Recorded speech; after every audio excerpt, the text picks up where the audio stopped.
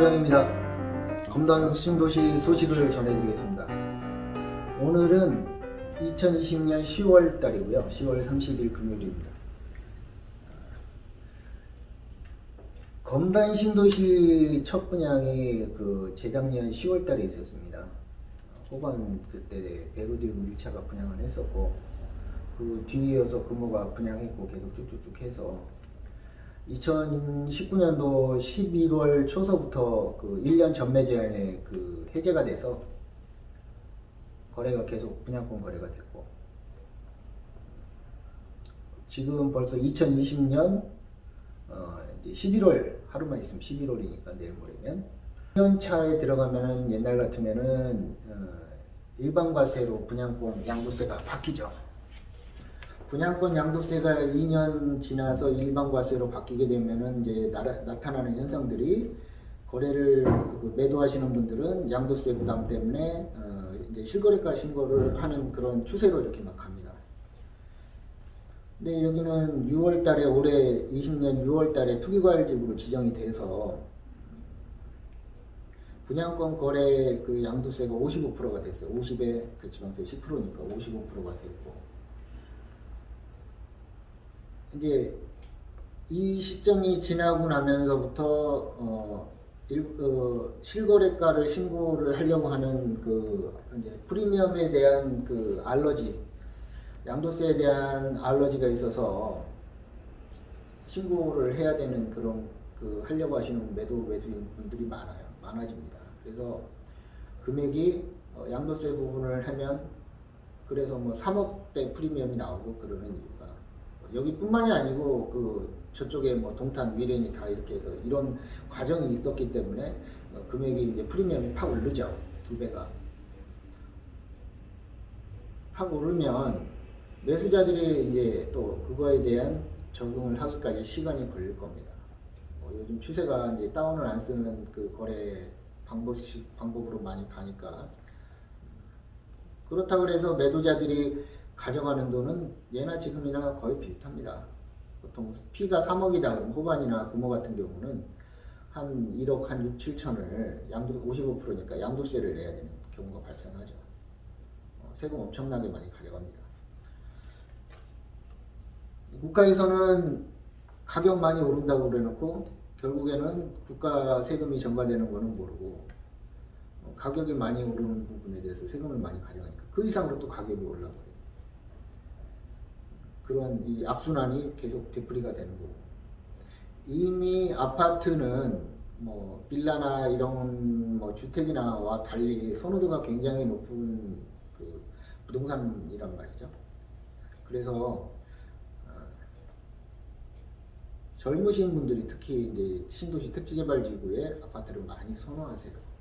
지역적인 편차가 있기 때문에 서울이 많이 오르면 시간차를 두고 항상 서울 인근의 수도권의 신도시들이 따라 올라가는 것 같아요. 예를 들어서 강남이 뭐 20억이다 그러면 판교가 15억, 20억 값버리고, 광교는 뭐 한 15억 값버리고, 동탄은 한 10억 값버리고, 비율대로 따라가는 것 같아요.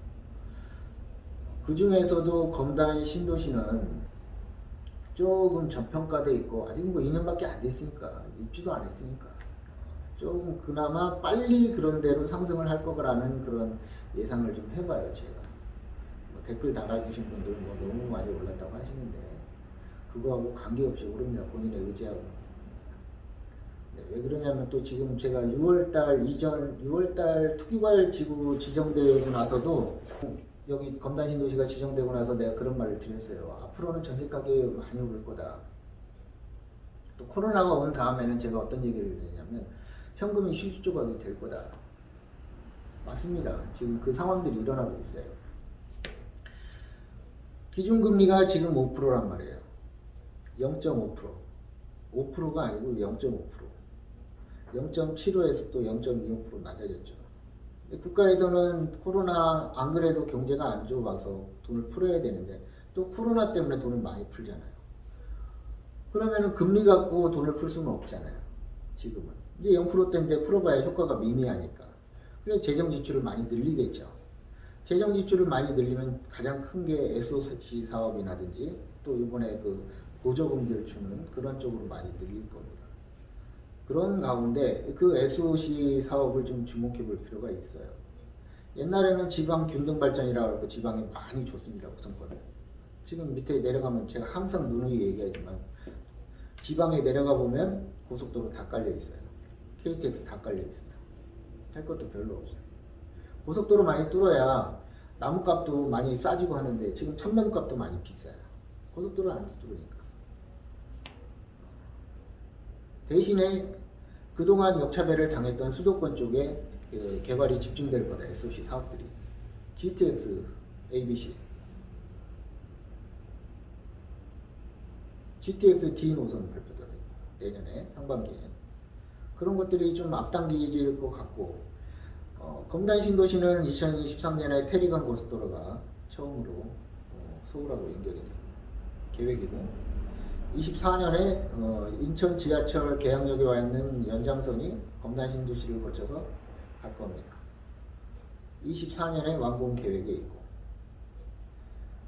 가까이는 올해 그 말이면은 5호선 그 김포 한강신도시를 가는 김포공항에서 뻗어나오는 5호선이 노선 발표가 작년에 그 실시 계획이 발표가 됐고 노선 발표가 예정되어 있고 이미 김포공항에서 도시철도하고 공항철도하고 연결돼서 영종도 가는 9호선 연장선은 서울에서는 이미 예산 편성까지 다 끝났고 이미 도시철도 그 9호선 도시철도 그 직원들이 그 원당동 주변에 와가지고 그 완정역 주변이라든지 와가지고 이제 사택을 구하러 다니고 있습니다.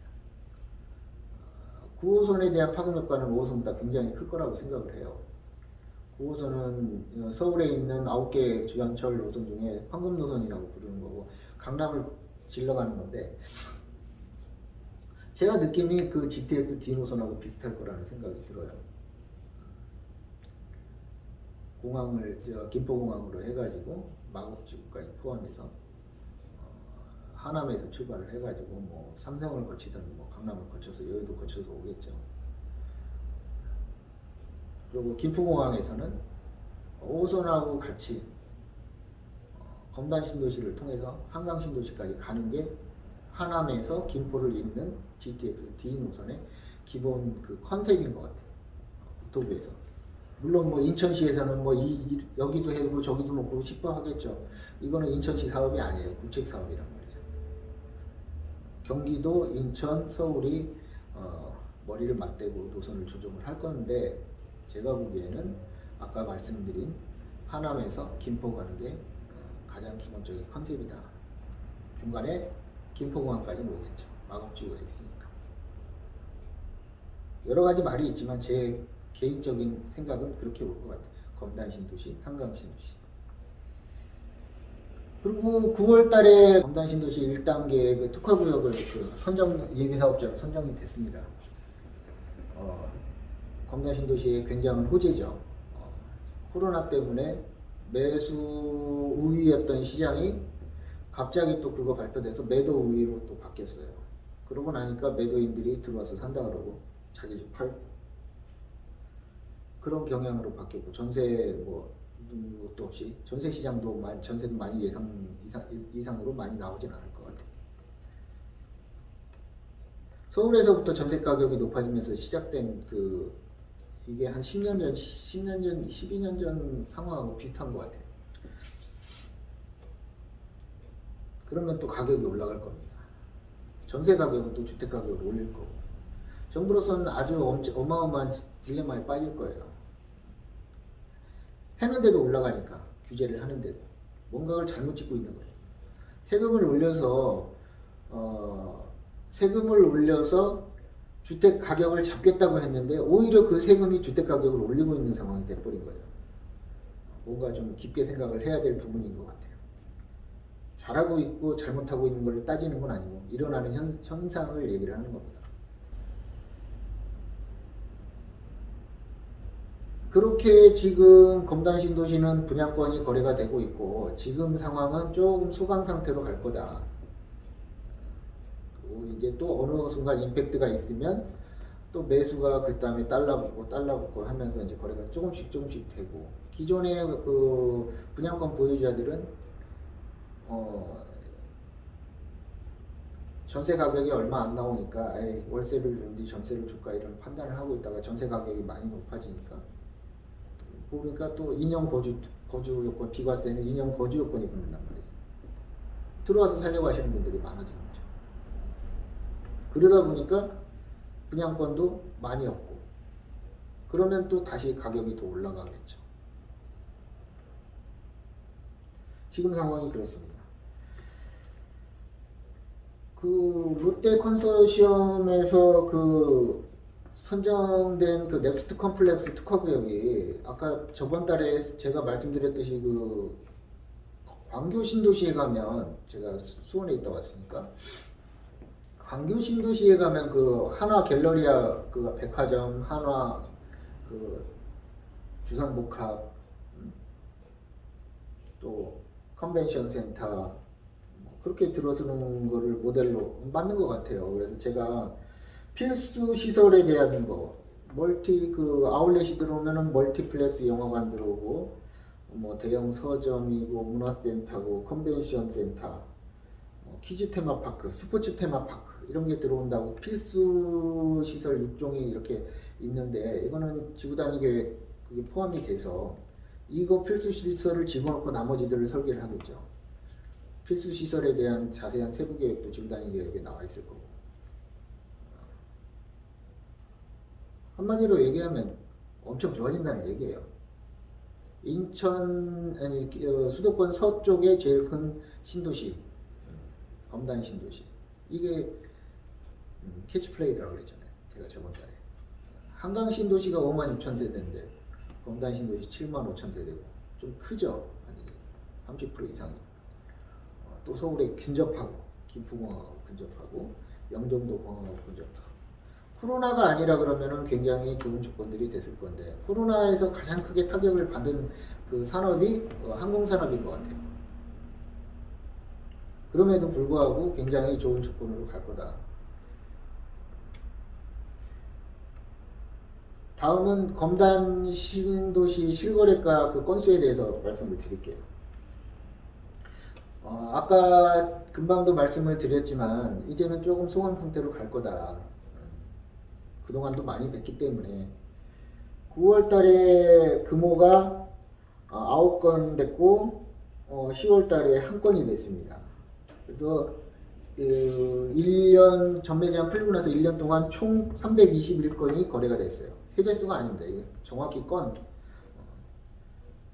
그리고 후반은 9월 달에 29건이 됐고 10월 달에 2건이 돼서 총 618건이 거래가 됐습니다. 뭐 2번 된 것도 있을 거고 1번 된 것도 있을 거고 3번 된 것도 있을 거예요. 유승 안내들은 9월 달에 24건이 됐고 10월 달에 4건이 됐습니다. 그래서 총 256건이 됐습니다.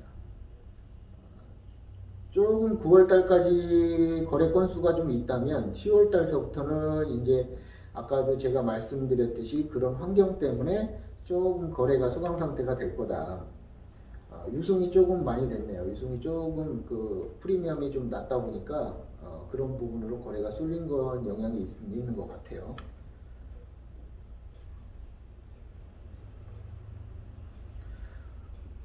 다음은 그 검단 신도시에 분양된 아파트 소식에 대해서 전해드리겠습니다. 4월달인가요? 5월달 그 마지막으로 해서 뭐 상반기 하반기에 계획되어 있던 주상복합 요 RC3, RC4 요 자리에 대한 스케줄이 아직도 안 나와 있고요. 지금 하반기에 분양한다고 예정되어 있는 스케줄이 나온 게 밑에 그 우미린 3, 우미 3가 계획이 지금 뭐 나온다는 얘기가 있는데 뭐 아직 스케줄은 아직 나오지는 않았습니다.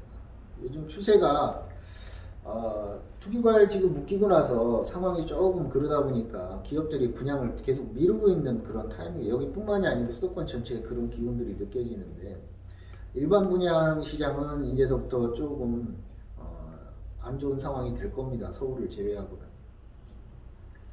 서울은 분양 청약률이 굉장히 높을 거고 이런 서울을 제외한 수도권에 요즘 이번에 이제 과천에 그 푸르지오하고 뭐 대시양이고 그 과천 지식산업센터 그쪽에 어, 분양이 예정돼 있는데 그 분양률도 굉장히 셀 거라고 저는 생각을 해요. 근데 그 밑에 쪽으로 이렇게 보면 그렇게 그다지 좋은 분양 청약률이 그다지 좋지는 않아요. 청약률이 나와도 계약률이 잘 나와야죠. 계약률이 중요한 건 계약률이지 청약률은 뭐 그렇게 됐습니다. 그리고 지금 차후로 분양될 그 뭐 우미린 외 저쪽에 뭐 모델하우스 위치 필지에 지금 그런 스케줄도 없고 또 호반 3는 내년 뭐 상반기에 분양 예정에 있으니까 그 건너편에 있는 호반 3는 맨 밑에 있는 금성 예미지 2는 아직까지 지금 올해 분양을 할 것 같은데 아직까지 그 스케줄은 아직 안 나와 있고 아직까지 그 뭐 특별하게 스케줄이 나온 뭐 저 아파트는 없습니다. 그리고 상가 소식을 전해드릴게요. 검단 신도시 업무지구의 그 중심 상가 소식을 전해드리겠습니다. 중심 상가는 제가 저번 달에도 말씀을 드렸지만 상가 하나를 보면 다 좋습니다. 돈 들여서 하는 개발 행위인데 안 좋을 수가 없죠. 다만 이제 전체 검단 신도시 1단계에 34,500 세대 이 상가 3권에 롯데 컨소시엄이 들어오면은 이제 롯데 시엄이 컨소시엄 큰 임팩트를 줬죠. 중심 상업지구 비율이 다른 택지개발지구 신도시보다도 상당히 좋아요, 낮고. 근데 문제는 공급량이 초반에 쏠려 있기 때문에 공급량이 많다는 겁니다. 그래서 저번 달에 제가 내년도 이맘때쯤에서 임대를 맞출 때 기분양된 상가들은 공실률이 한 30-40%는 될 거다. 이런 말씀을 드렸어요. 그러면은 상가는 내가 임대가 안 맞춰지면 제가 기본관리비서부터 내야 되고 뭐 요즘에 상가 뭐 한 70% 나오는 파이낸싱 그 부분에 대한 이자를 내가 내야 돼요. 투자가 아니고 손해를 보고 있습니다. 원금을 까먹는 손해를. 그럴 수밖에 없어요. 초기 공급량이 많아서 그래요. 상가가 좋고 안 좋고 가서 컨설팅을 받아보면 상가 분양 업체의 컨설팅을 받아보면 다 나름대로 자기 상가들이 다 좋다고 얘기를 합니다. 그렇지만 될 상가 안 될 상가 다 따로 있습니다. 임대가 맞춰지는 순서가 따로 있고 왜? 지금 계획이 있잖아요. 다 옛날서부터 1기 신도시서부터 중심상가가 있었고 그 다음에 2기 신도시 들어와서 뭐 위례니 저쪽 미사 쪽서부터 또 판교 밑에 광교 수원에 동탄 또 이쪽으로 와가지고는 뭐 김포에 무슨 조그맣게 지구 뭐 그리고 뭐 고덕에 뭐 평택 고덕까지 옆으로는 광명역까지 또 우리가 일했던 은계지구 시흥에 또 시흥의 개발행위가 택지개발지구가 많았는데 장현지구 또 목감지구 백오신도시 인천으로 와서는 부천으로 와서는 옥길지구 그 다음에 인천으로 와서는 크게는 뭐 송도 그 다음에 옛날 우리가 아주 초창기에 했던 9월지구 서창지구 그 다음에 이쪽으로 와서는 청라국제신도시 뭐 섬으로 가서는 영종도 그 다음에 한강신도시 56,000세대 이렇게 보면은 초반에 상가 중심 업무지구에 프라자 상가들이 많은 분양을 했는데 이게 시간이 지나면 또 이제 근생용지 나온단 말이에요. 6층짜리 4층짜리 이런 것들 나오면 이제 공급이 많다 보니까 임대를 초반에는 맞추기가 힘들고 더군다나 거기 플러스 코로나 때문에 상가가 안 되고 있잖아요. 상가가 지금 이태원이라든지 서울 상가 강남 상권도 무너지고 있습니다. 조심하셔야 되고 저한테 이렇게 오시면은 저하고 그런 많은 얘기를 제가 해드려요. 제가 상가 컨설팅 해줘갖고 수수료를 안 받습니다. 수수료 절대 안 받아요. 업체에서 저한테 수수료 줍니다. 그렇기 때문에 수수료 걱정 안 하시고 오셔서 한번 받아보시고 제 그 유튜브에 올린 방송 보시고 다른 데 투자하신 하신 분도 계시더라고요. 근데 조금은 한번 와서 해보시고 하면 조금 생각도 달라지고 할 겁니다. 상가는 지금 한 8개 정도가 지금 분양을 계속 하고 있고 앞으로도 계속 나올 겁니다. 앞으로 나오는 어떤 가격이 조금 더 좀 비쌀 거고 뒤에 나오는 것들은 평당 분양가라든지 먼저 나오는 것들은 좀 싸겠죠. 다만 공급이 많기 때문에 공실률이 많을 거라는 얘기는 확실한 거예요. 하여튼 좀 전화를 주시고 하시는 분 많고 제가 해주는 분도 많은데 조금 모셔서 한번 얘기를 들어보시고 서로 저도 모르는 게 있을 수 있으니까 토론해 보시고 한번 결정을 하는데 많은 얘기들을 정보를 얻어가셨으면 해요. 다음에 이주자 택지는 특별한 스케줄이 없고 여기가 투기발 집으로 묶이다 보니까 조금 뜸합니다. 매수 문의들도 이렇게 2020년 12월 검단 신도시 소식을 다 전해드렸는데요. 10월 달이니까 이제 10월 말서부터 11월 달까지 날씨가 굉장히 쌀쌀해지고 저도 수원에 있다가 이렇게 이사를 와서 그래서 아침마다 1시간씩 이제 집사람과 같이 운동을 하는데 가면 갈수록 조금씩 추워진다는 느낌이 들어요. 추울 때, 환절기 때 감기 조심하시고 코로나 조심하시고 개인 건강 많이 챙기시고요. 제가 50대가 되고 나서부터 자꾸 주변에서 얘기해서 약을 좀 많이 먹어요. 오메가3니